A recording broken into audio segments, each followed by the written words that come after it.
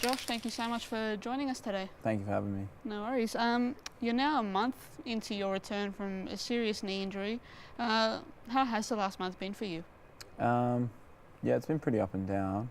I started off the preseason fully fit, and then I actually copped another knock to the same knee where put me out for an extra 3 or 4 weeks.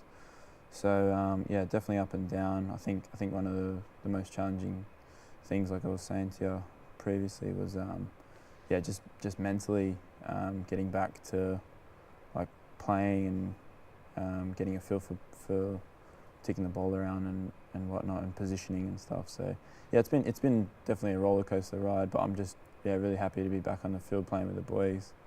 So how helpful was the preseason in getting back? You did mention toward the end of last year that you were ahead of schedule, really happy with your recovery. Yeah. How important was the preseason in getting ready for this year?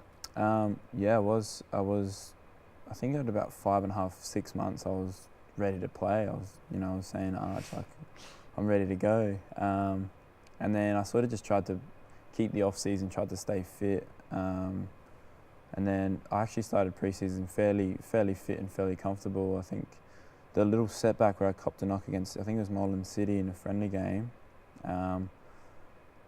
it didn't feel like anything. I actually played on the rest of the game to the 60th minute, and then, I don't know, my knee blew up, and it was actually a bit of a meniscus tear.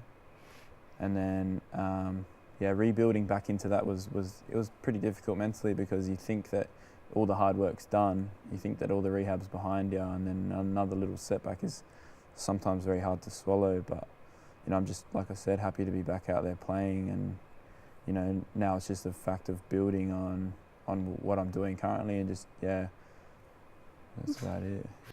With the injury, what part of it was more challenging, the mental side of it or the physical side of it? I'd say definitely mentally.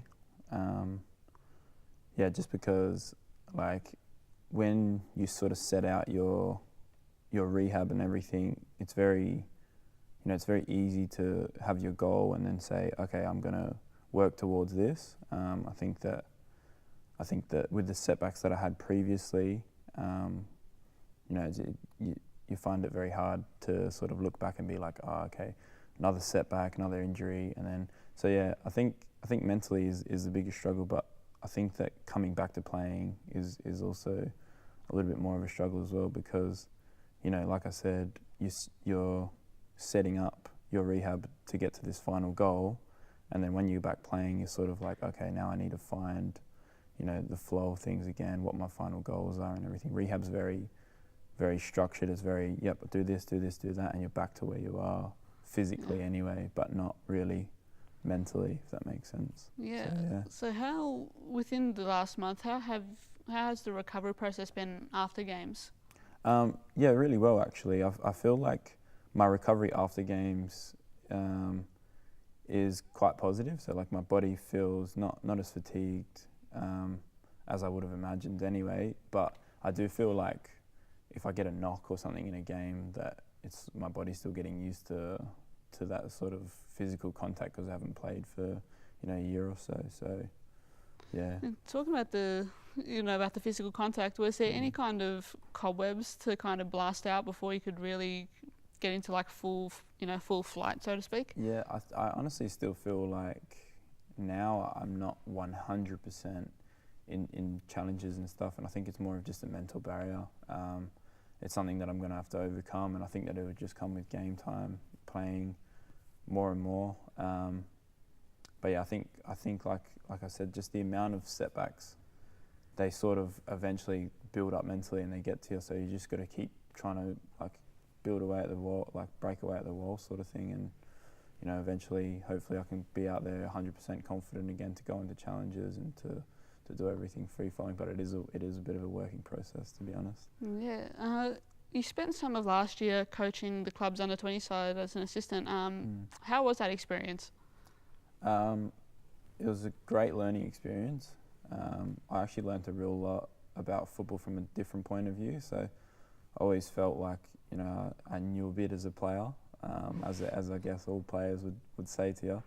But I think taking a step back out and just sort of assessing the game, not purely position-wise as a midfielder or wherever you play, it's pretty interesting to go, okay, we're set up like this, and how can we change formation in order to, affect the opposition, and where can we play through, so it's almost like a different view on football, and it definitely like makes you think about the game in a different perspective, which is positive, I think, and I think it teaches me a lot going forward in terms of playing. So yeah. Is it something that interests you for the future? It's something you want to continue on? Obviously, once the playing side of things is done way down the track, is it something that interests you? Yeah, most definitely. I coach some of the young ones at Gully at the moment as well, the under 10s. Yep. And I think that the biggest thing for me is you can actually have a real positive influence on the player's career. Like you can make someone a good footballer. I think that's the most rewarding, gratifying thing that you can do. I think that's why I do it, to be honest. So definitely I can see myself coaching in the future. At what level or what degree, I'm not really sure, because I really sort of want to focus on my football and Sure. where I'm going at the start, and then obviously in the future you never know, but I do definitely enjoy it. That's why I do it still at the moment. Sure, you obviously come to the club with A-League experience, and obviously all about the setups at Yep. certain clubs there. How does Green Gully compare to some of the A-League setups that you've been part of? For a semi-professional club, Green Gully definitely have an elite setup in terms of coaching staff, the way that they approach things. Even like Sammy, for example, he's brilliant. He's always got your strip out ready. He's got all your nutritional side of things covered. They really try and look after the players, which is probably the biggest pro, I guess. But Green Gully's always making step forwards as well. The pitch that they've fixed, the changing rooms, they look unreal at the moment, and I'm sure we'll just continue to improve it. So yeah, definitely really well. They draw up next to A-League clubs. In terms of, does it allow you to kind of focus on football more, that allows you to get the most out of yourself as a player? Is that how, I guess, you would describe it, the environment at Gully? Yeah, definitely. It's always a lot easier to come to training and know that you're going to have to, you can put in the best and get the best out of yourself when the people around you are, give you the best environment too. So like, just for example, prehab before training, all the bands will be out. Everyone's sort of got their real structure in terms of, we're going to do this before we do this, like warm up and go into training. It's quite structured, so it does definitely benefit your football, like session after session. So yeah. Sure. How would you describe the coaching staff, being able to work with them?